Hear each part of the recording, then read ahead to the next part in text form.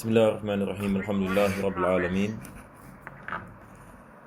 Wassalatu wassalamu ala asyrafil anbiya'i wal mursalin Sayyidina Muhammadin wa ala alihi wa sahbihi ajma'in. Alhamdulillah, kita memanjatkan syukuran kepada Allah Subhanahu wa taala dapat kita meneruskan pengajian pada hari ini, dan kita berdoa agar Allah menjadikan pengajian ini sebab pengampunan bagi segala dosa, dan mudah-mudahan Allah membukakan bagi kita pintu kefahaman dalam agama yang mana dengannya dapat kita melaksanakan segala perintahnya dan meninggalkan segala larangannya. Dan kita berdoa agar Allah Subhanahu wa taala sentiasa menjadikan kita di antara hamba-hambanya yang bertakwa dan diselamatkan daripada segala bala dan bencana, daripada segala musibah di dunia dan akhirat. Amin ya rabbal alamin. Jadi insya-Allah kita akan meneruskan daripada kitab Da'watul Tamah, yang mana penulis sedang membicarakan tentang tanggungjawab ataupun hak suami terhadap isteri. Minggu yang lepas kita sedang membicarakan tentang tanggungjawab isteri terhadap suami. Dari hari ini insya-Allah kita akan meneruskan daripada mana Imam Al-Haddad membicarakan tentang hak suami ke atas isterinya. Saya rasa di sini kita berhenti ya. Tamam. Jadi kita dah habis hak suami atas isteri ni. Sekarang kita masuk pada bab hak isteri ke atas suami. Ya. Muka surat 200 Ustaz. Bismillahirrahmanirrahim. Sebagaimana atas sang isteri itu hak-hak bagi suaminya, maka bagi sang isteri itu juga ada hak-hak yang tertanggung ke atas suaminya, iaitu wajib memberinya nafkah, makan, minum dan pakai. Kemudian bergaul dengan isterinya dengan cara yang baik. Nabi alaihi salatu wassalam bersabda, hiyarukum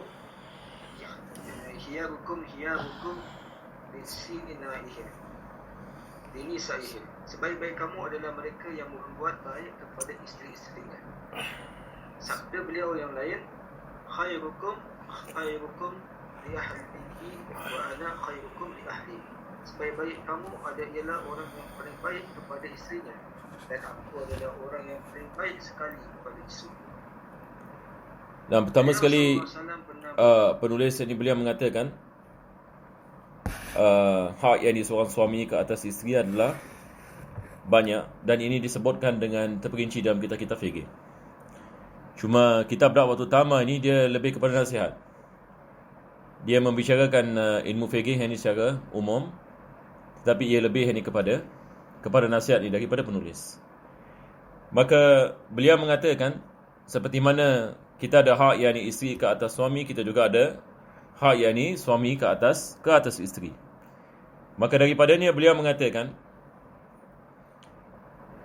falaha alaihi huququn aidan fil qiyam bin nafaqati wal kiswati wal mu'asyarati bil ma'ruf. Ini yang kita belajar dalam kitab fikih dalam bab nafaqah. Daripada tanggungjawab suami kepada isteri adalah diwajibkan ke atasnya untuk memberikan nafaqah.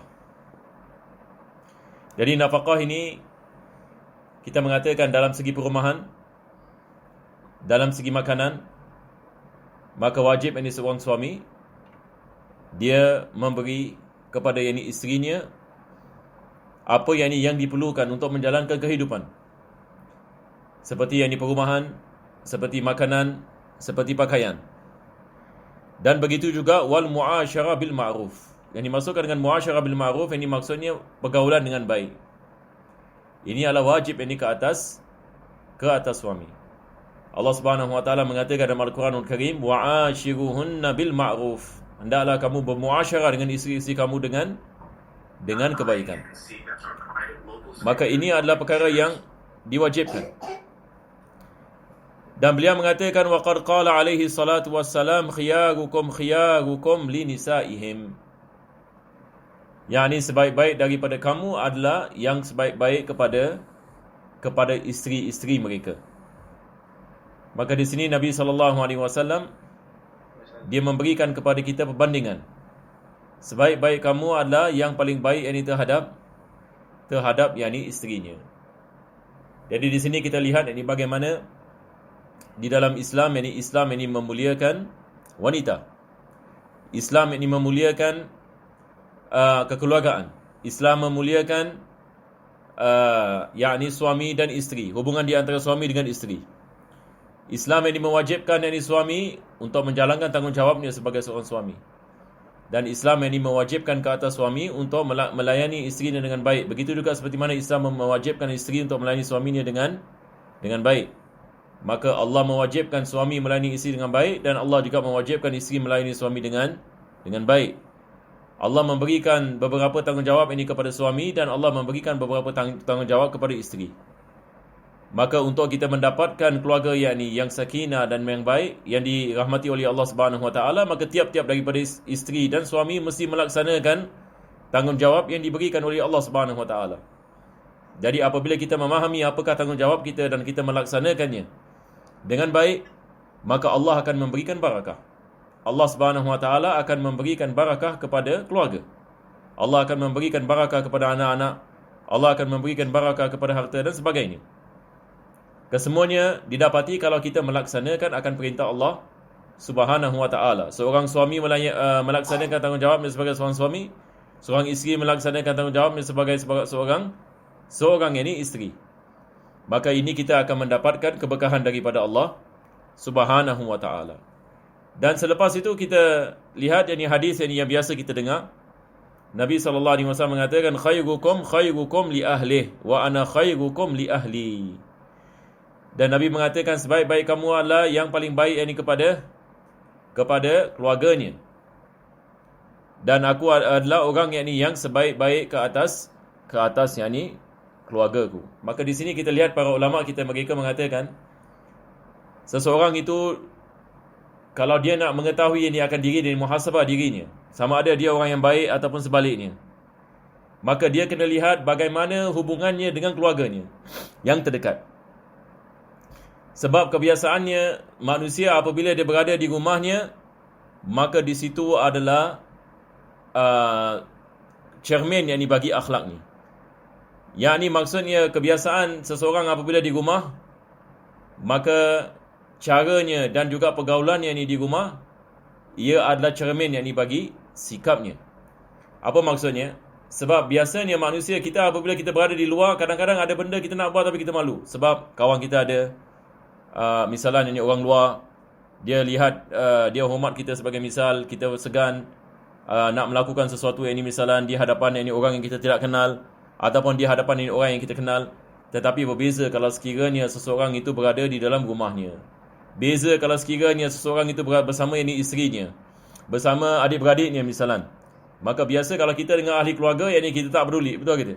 Kita biasa, kita buat apa yang kita biasa kita buat. Tapi bila kita keluar daripada rumah, kita jaga kita punya pakaian, kita jaga kita punya cara kita berbual, kita jaga kita punya apa saja perkara yang kita risau orang kalau lihat keaiban kita. Tetapi kalau di rumah, ahli keluarga kita akan kenal siapa kita. Orang yang paling baik, paling kenal kepada kita adalah ahli keluarga kita sendiri. Seperti mana para ulama kita selalu mengatakan, orang yang paling kenal kepada kita adalah ahli keluarga kita sendiri. Sebagai misal, seorang ibu dia kenal kepada anaknya bagaimana akhlak anaknya, bagaimana sikap anaknya. Begitu juga seorang isteri kenal kepada suaminya, dan suami kenal kepada isterinya. Apa sebabnya? Sebab kita tiap-tiap hari kita berjumpa, dan tiap-tiap hari hidup bersama. Maka kita kenal adik-beradik kita. Sama ada adik-beradik kita sikapnya begini ataupun sikapnya begini. Ada adik-beradik kita dia mempunyai sikap yang baik di sini. Ada adik-beradik kita yang sebaliknya. Kita mengetahui ini disebabkan muasyarah. Sebab kita biasa tinggal dalam sebuah rumah, kita akan memahami perkara ini. Tetapi beza kalau sekiranya kita keluar daripada rumah, kita baru kenal satu orang misalnya, dia tidak akan menzahirkan sikapnya. Dia tidak menzahirkan sikapnya, melainkan apa yang baik. Maka kita tidak akan mengetahuinya, melainkan setelah beberapa lama ataupun bersama ataupun hidup dengannya ataupun keluar safar dengannya dan sebagainya. Maka di sini Nabi SAW mengatakan sebaik-baik kamu adalah yang paling baik kepada isterinya. Jadi ini adalah muhasabah bagi diri kita, untuk kita lihat bagaimana keadaan sikap kita, bagaimana dengan diri kita, bagaimana dengan akhlak kita. Kita berdoa agar Allah Subhanahu Wa Taala memberikan kepada kita taufik insya-Allah untuk mengikuti jejak langkah Nabi sallallahu alaihi wasallam, lebih-lebih lagi dalam muamalatnya dan muasyaratnya dengan ahli keluarganya. Nah, teruskan. beliau sallallahu alaihi wasallam pernah berkata juga, berpesanlah kamu kepada kaum wanita itu segala yang baik-baik, kerana sesungguhnya mereka itu umpama tawanan dalam tangan kamu. Kamu telah mengambil mereka dengan menanggung amalan Allah Ta'ala, dan kamu telah menghalalkan kemaluannya dengan kalimat Allah. Dalam hadis yang lain, beliau sallallahu alaihi wasallam berkata, sesungguhnya wanita itu dicipta dari tulang yang bengkok, dan yang paling bengkok dari tulang rusuk itu ialah sebahagian atasnya. Jika anda cuba meluruskan tulang yang bengkok ini, kelak anda akan mematahkannya. Tetapi jika anda bermaksud hendak bersenang-senang dengannya saja, anda akan mendapat bersenang-senang dengannya meskipun dia bengkok. Maka berpesanlah yang baik kepada kaum wanita itu. Sebenarnya Nabi SAW telah banyak kali berpesan mengenai kaum wanita itu dalam banyak hadis yang lain. Maka hendaklah Nah, di sini kita lihat ada dua hadis yang disebutkan oleh penulis. Pertama sekali, hadis Nabi SAW, beliau mengatakan, istausu bin nisa'i khairan, fa innama hunna awanin indakum, akhastumuhunna bi amanatillahi ta'ala, wastahlaltum furujahum bi kalimatillah. Yani sekali lagi Nabi SAW, dia mengajarkan kepada kita kepentingan untuk kita memberikan nasihat dan panduan kepada wanita. Ini juga daripada tanggungjawab ini seorang suami, adalah dia mesti memastikan isterinya memahami agama. Yakni, satu orang yang misalan baru berkahwin, dan dia mendapati misalan isterinya tidak pernah belajar agama, ataupun pernah belajar agama tetapi banyak perkara dia tidak faham. Ada orang yang misalan dia tidak memahami tentang ilmu tauhid, dia tidak memahami tentang bagaimana nak salat, dia tidak mengetahui untuk mengambil wuduk dengan cara yang betul dan sebagainya. Maka ini adalah tanggungjawab seorang suami. Kalau sekiranya kita baru berkahwin misalan, ataupun kita mendapati isteri kita ada perkara-perkara yang dia tidak faham, ilmu fardu ain, dia tidak memahami, maka wajib ini untuk kita memastikan dia mempelajarinya. Kalau kita boleh mampu untuk kita mengajarkan kepadanya, maka diwajibkan kita melakukan sedemikian. Tetapi kalau sekiranya kita tidak ada kemampuan ini misalan untuk mengajar sesuatu, maka diwajibkan untuk kita menasihatinya, dan untuk memastikan dia mempelajari dan mengetahui dan mengamalkan. Misalan kalau kita mendapati isteri kita misalan lambat ini melakukan solat, ataupun kadang-kala meninggalkan solat dan sebagainya, maka sebagai suami kita wajib ini memastikan isteri-isteri kita melakukan solat. Kita wajib ini memastikan isteri-isteri kita menutup aurat ini misalnya apabila dia keluar daripada rumahnya. Kita memastikan tidak ada ikhtilat, tidak ada pergaulan bebas ini isteri kita misalan dengan orang luar ini sebagai misal. Ada wanita dia tidak faham, disebabkan kita berada dalam masyarakat, mana-mana kita pergi semua benda yang biasa. Pergaulan bebas ini dalam masyarakat kita ada perkara yang biasa. Kebanyakan ini orang di negeri kita orang yang bukan Islam. Jadi apabila kita lihat ini pergaulan ini orang Islam, banyak ini hampir ini kepada orang yang bukan Islam. Tidak ada hukum mahkam yang menentukan tentang berapa bebas ini pergaulan di antara lelaki dengan wanita. Dan ini kita lihat ini berlaku dalam masyarakat. Jadi ada wanita misalnya ini dia tidak memahami, maka wajib ini untuk kita mengajarkan kepada mereka. Kita mengajarkan kepada mereka hukum mahkam ini Islam dalam perkara ini. Begitu juga yang ini tentang pakaiannya, begitu juga tentang apabila dia keluar daripada rumahnya dan sebagainya.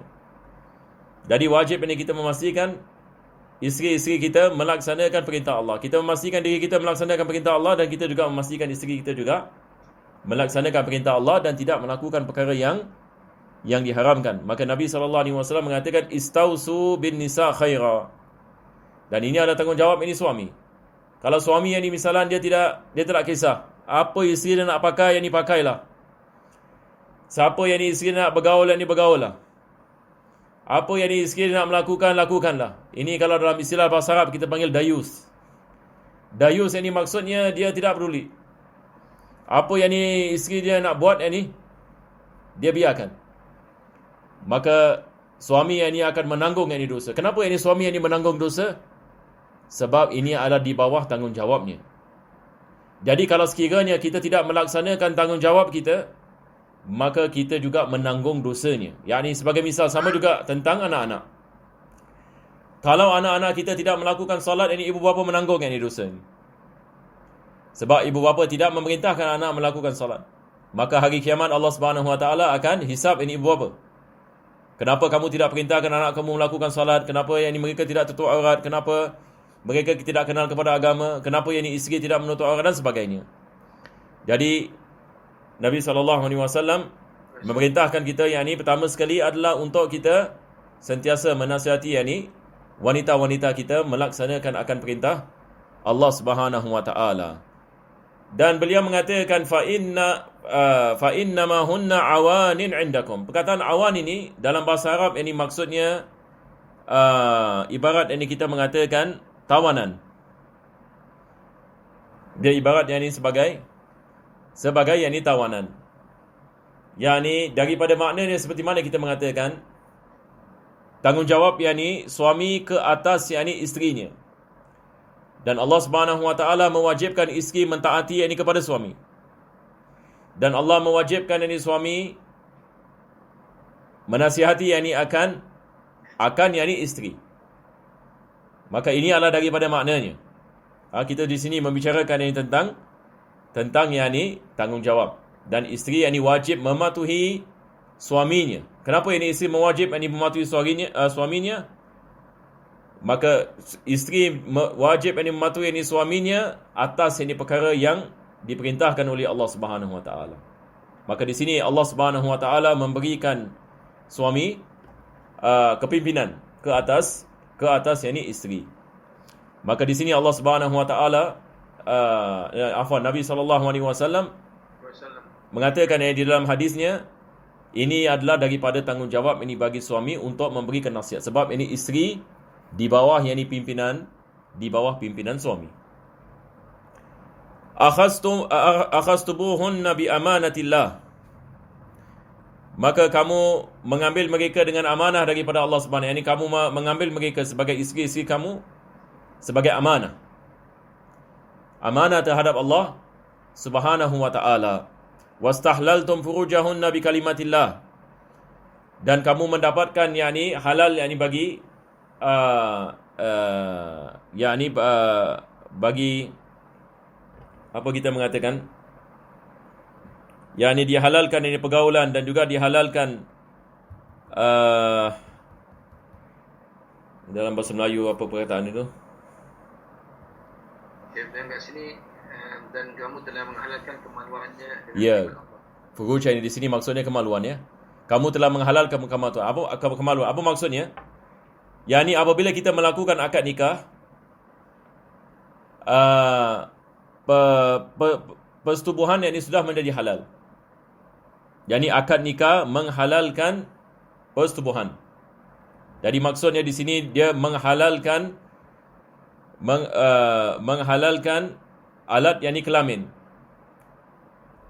Bagaimana yang ini ia menjadi halal? Disebabkan yang ini adanya akad nikah.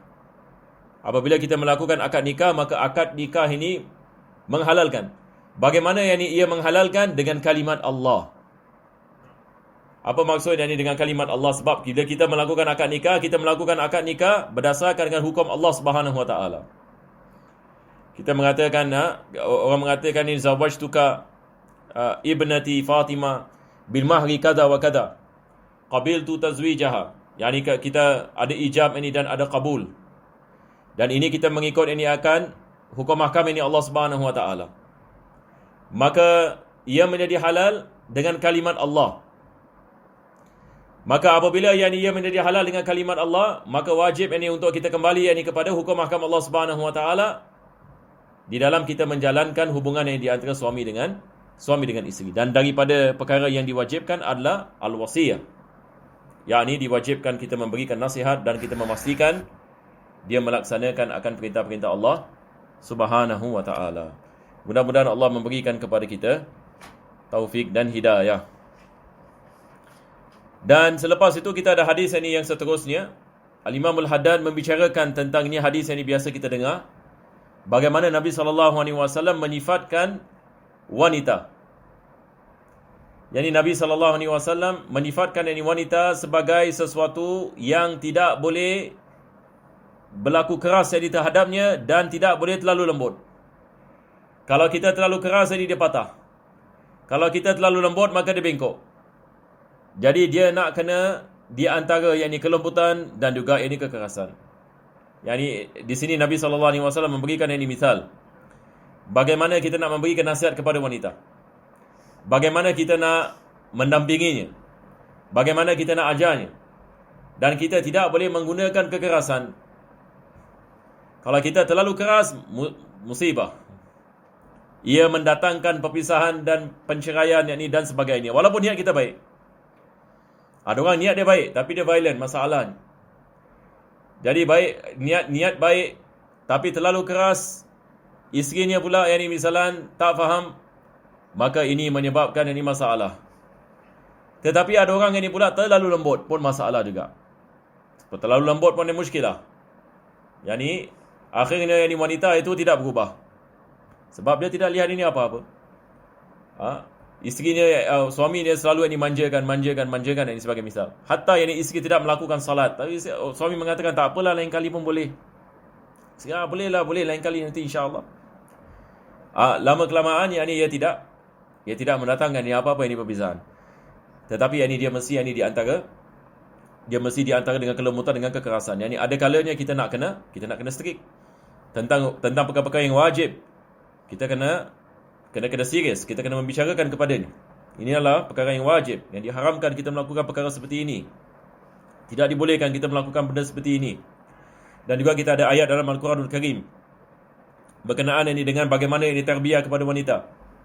Kalau sekiranya seorang suami mendapati ini isterinya lebih kepada nusyuz, ini misalan menunjuk muka masam, tidak dengar cakap, keluar tanpa izin, maka suami cuba nasihat, dia tidak dengar nasihat. Apa yang suami harus lakukan? Allah Subhanahu Wa Taala mengatakan fa'iduhunna, berilah nasihat, mau'izah kepada mereka. Kalau sekiranya mereka tidak dengar, wahjuruhunna fil madaji', maka pisahlah tempat tidur kamu dengan tempat tidur mereka. Allah Subhanahu Wa Taala mengajarkan kepada kita daripada sebab ini yang boleh mendatangkan kesan adalah meninggalkan tempat tidur. Yani meninggalkan tempat tidur bukan maksudnya suami keluar rumah, tetapi maksudnya suami tidak tidur bersama yakni isteri. Zainab, can you take water for me?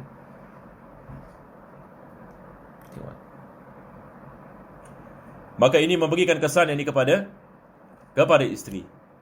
Dan kalau sekiranya ini ia tidak memberikan apa-apa kesan ini kepada isteri, maka Islam memberikan ini daripada jalan keluarnya. Suami lihat ini kepada keadaan. Kalau sekiranya yakni dengan pukulan yang ringan dapat ini mengubah ini isterinya, maka dia melakukan sedemikian. Tapi kalau tidak, maka dia mengelakkan perkara yakni tersebut. Jadi di sini Nabi SAW yakni menifatkan bagaimana seorang yakni suami memberikan yakni nasihat yakni kepada yakni isterinya, dan ini menunjukkan yakni dia bukan perkara yang mudah. Dia bukan yakni perkara yang mudah, dan wanita ini bukan semua wanita sama. Ada wanita masya-Allah yakni hati lembut, misalan dengar cakap dan sebagainya. Ada wanita tidak begitu.